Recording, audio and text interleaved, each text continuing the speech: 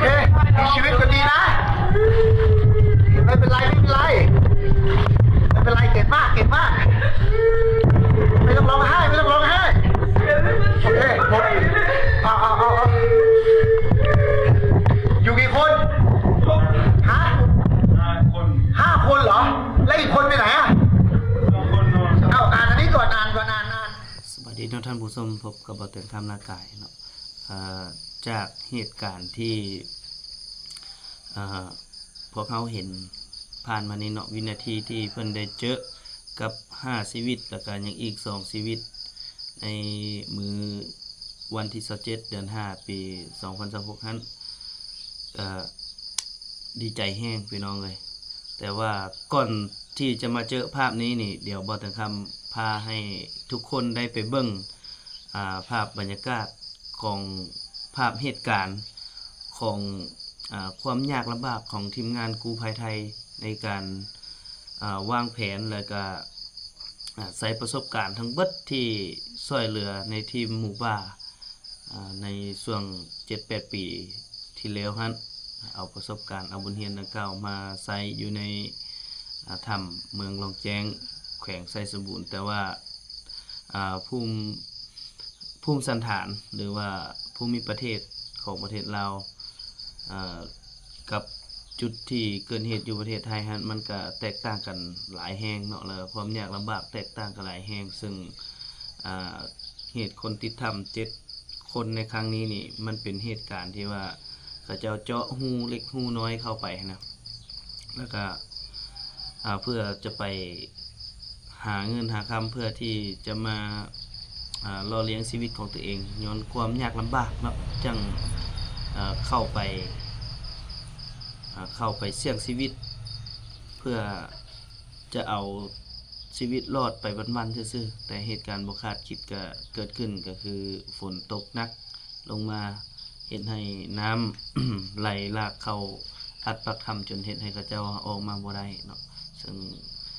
ภาพเหตุการณ์จะเป็นอะไรเดี๋ยวเฮามาเบิ่งนำกันโอเคเพราะมันจะเปิดใช้โอเค bro ตัวแรกโอเค bro กำลังเตะกูจะเตะได้ครับแต่ว่าเคเบิลต้องดูนิดนึงโทรศัพท์อยู่ข้างล่างเราอยากระวังด้วยโอ้ยดูดีแค่ฟูไวไฟให้น้องให้ไม่มียูจะไปพุทอินติดไหม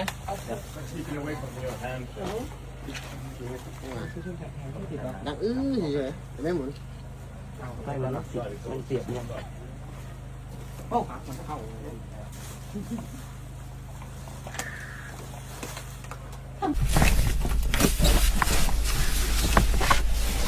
I saved the battery for. Sure. Later.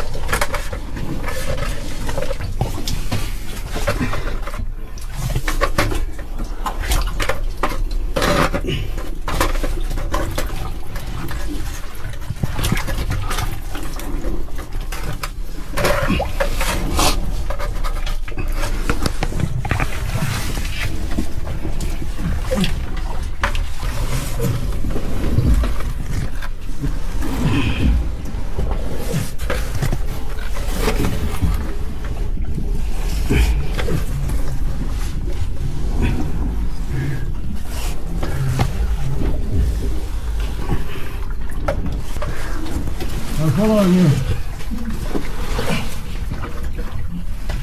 Good.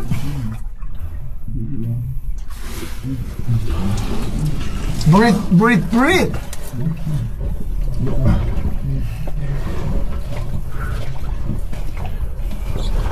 โอ้สุดยอด ไหวครับเต้ กายวัยรุ่น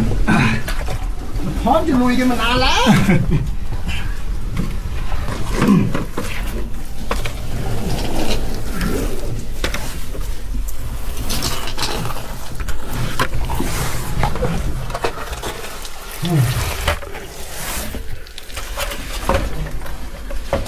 Did you take a reading? Yeah.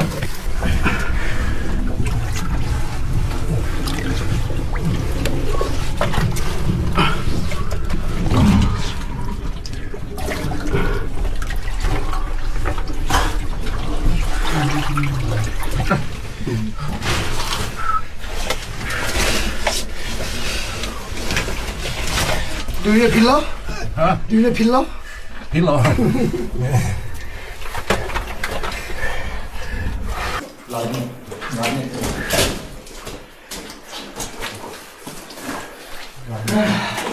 พักเท่าไหร่กันนะครับพักเท่าไหร่กันยังไหวครับยังไหวครับปอน สุดยอดครับ ไหว พี่ นะกำลังไหวนะ พี่ซ่า ซ่าไหวเปล่า ไหวครับพี่ ไหวนี่ก็ are you okay I'm okay. Are you okay? okay the last one are you okay okay ไหมน้อง okay now they try to calibrate in size Oh yeah, so they made a mistake. that's big mistake Yep. ตัวแรกก็ครับพนักงาน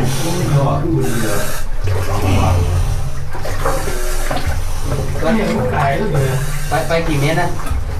40อยู่นี่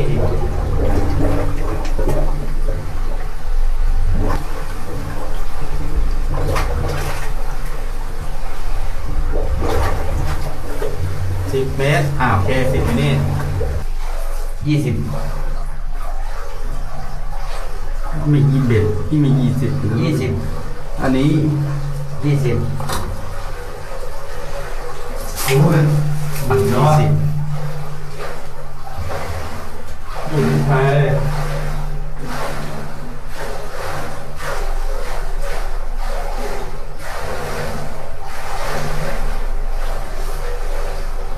โอเคไป20 เมตรไป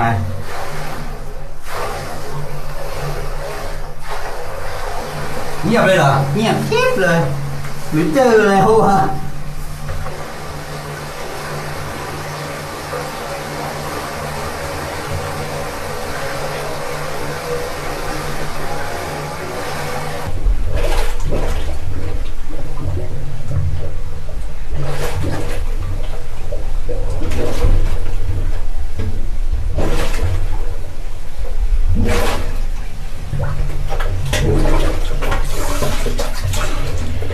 Five alive. We find them. เจอไหมครับ5 คน Hakun. เจอ5 คน Hakun. อีก สบาย อีก5 คนสบาย2 คน Hakun สบายครับ เหลือ2 คนอยู่ไหม Hakun. จานเจอแล้วครับผมจานเจอแล้วโอ้สุดยอดเจอแล้ว Yep. Betting. เดี๋ยวแล้ว2 คนเขาอยู่ที่ไหนอ่ะ Hakun. ไม่อยู่ มาอยู่ครับ 2 คนไม่อยู่หรือว่าไม่ มาอยู่กับ ไม่อยู่กับ5 คน Hakun. 2 คนมาอยู่ที่ไหนครับ โอเคสุดยอดมาก Yeah. โอ้เป็นก้นโอ้คนลุกเลย25 เมตรนะบอล25 เมตร Hop. 25 ሜትር. Okay. Don't bite. โอเคเดี๋ยว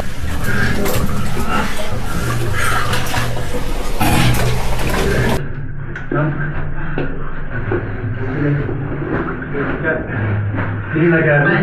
power drill. you get another one of course you have to describe No, that one. ขอบคุณครับ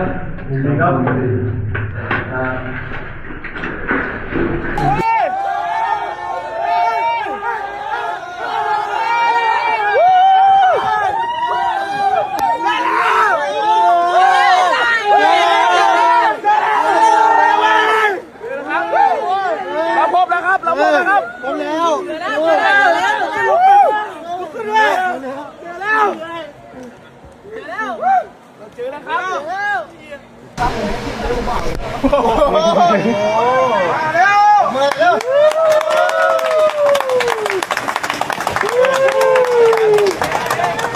ยอดทุกคนเก่งทุกคนเก่ง ยอดครับยอดครับ ยอดครับพี่ คนเก่งยังไงผมยังกี่คนคนเก่งคนเก่งบ้าเ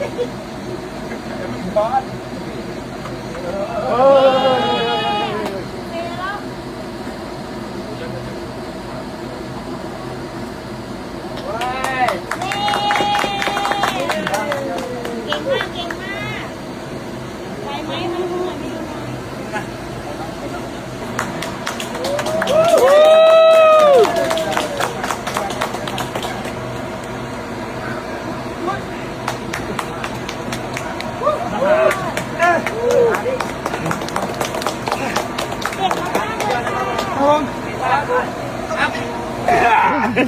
มากวัยรุ่น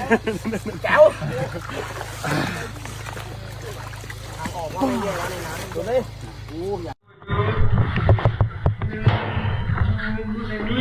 ผมชื่อเบนซ์นะ ผมชื่อเบนซ์เป็นคนไทย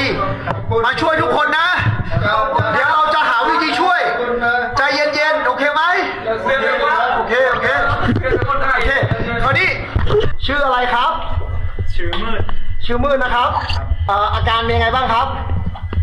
การตอนนี้หิวข้าวมากไม่มีแรงเลย โอเค แล้วมีเจ็บป่วยอะไรไหม ไม่ ไม่มีนะ โอเค คนต่อไปครับ ชื่ออะไรครับ ชื่อเล่น ชื่อเลนอาการเจ็บป่วยอะไรไหม มีอาการเจ็บป่วยไม่ได้หิวข้าวสุดๆเลย หิวข้าวสุด โอเค ดีใจร้านคนไทยมา โอเค คนต่อไปชื่ออะไรครับ ชื่ออีครับ ชื่ออี มีอาการเจ็บป่วยอะไรไหมครับ ไม่มีครับมีแต่หิวข้าว โอเค ค่อยๆดื่มเจียมน้อย โอเค คนต่อไปชื่ออะไรครับ คำครับ คำครับ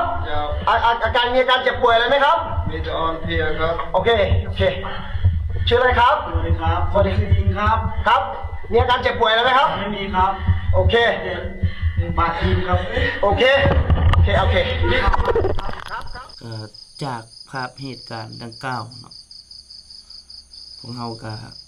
ในนามคนลาวเลยก็สามารถรู้ได้เลยถึงความ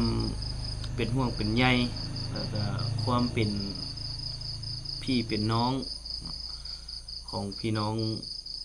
ลาวไทยของพวกเราความแน่นแฟ้นมันเป็นจังใดคือพี่น้องคนไทยนี่บ่เคยทิ่มคนลาวไว้ข้างหลังคือเพิ่นว่าแหละบ่ว่าจะเป็นเหตุการณ์ใดๆก็ตามเนาะทีมแรกหรือคนแรกที่พร้อมที่จะเข้ามาช่วยคนลาวนี่ก็คือพี่น้องคนไทยเนาะคือในครั้งนี้คือกันเนาะพี่น้องเนาะเหตุการณ์ในครั้งนี้นี่ก็พี่น้องคนไทยก็เตรียมที่จะเข้ามาช่วยก็มีการวางแผนแล้วแหละแต่ก็เพิ่นเฮ็ดถึกได้พี่น้องบ่เตียงคำเห็นดีที่สุดก็คือให้ทางการลาวนี่เฮ็ดเป็นเอกสารเสนอไปดีที่สุดก็ถือว่าเป็นการช่วยเหลือที่ถูกวิธีที่สุดเนาะแม่นอยู่คือเฮาคือกันเนาะคือเฮาคือกันเบาเตียงคือกันที่เวลาที่ว่าอยากไปช่วยไผจักคนนี่นะเฮาก็ต้องให้เขามาขอเฮาก่อนแบบนี้นะน้องพี่น้องก็คือเบาเตียงคำนี่ในกรณีที่จะไปช่วยไผก็แล้วแต่นะเบาเตียงคำเห็นอยู่สงสารอยู่แต่เฮาเช็ดจังไดเนาะอยากช่วยแต่ว่าบางครั้งหมู่บ่เอิ้นจะขานหมู่บ่ว่านจะช่วยนะคือบ่เตียงจะเอาบทเรียนนั้นแหละมาใช้เนาะคือเหตุการณ์นี้คือกัน คือเห็นใจได้เห็นใจพี่น้องคนไทยคือเฮาเป็นคนใจดีนะเวลาเฮาเห็นคนตกทุกข์ได้ยากนี่เฮาสิอยากไปช่วยหมู่เนาะแต่ในกรณีบางกรณีเวลาเฮาไปช่วยหมู่แล้วหมู่บ่เอิ้นหาเฮานะการช่วยเหลือมันก็อาจจะหมู่บ่เห็นความสำคัญเนาะคือเหตุการณ์ในครั้งนี้นี่คนติดถ้ำนี่ก็คือมีทางฝ่ายลาวเฮาได้เรียกร้องเฮ็ดหนังสือไปเสนอขอให้เพิ่นมาช่วยเนาะเท่านั้นก็ยังมีคนมาแซะมาว่าเข้าไปเฮ็ดหยังอันนี้ก็